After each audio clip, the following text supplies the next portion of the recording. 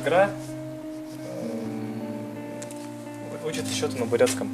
То есть нажимаем и нужно посчитать и вывести ответ. В наушниках будет говорить ответ на бурятском языке. Вот сколько здесь у нас получается. Это, по-моему, говорит. Да, это неправильный ответ. Так, сейчас. А вот это точно ЮХ.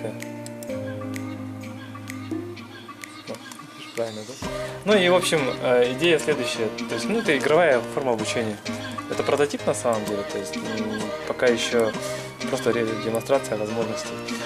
При этом вот эти все элементы, это объекты, точнее говоря, овцы, они генерируются. То есть мы можем не ограниченное число тестов сделать. Просто генератор написать и все. Юрт у нас.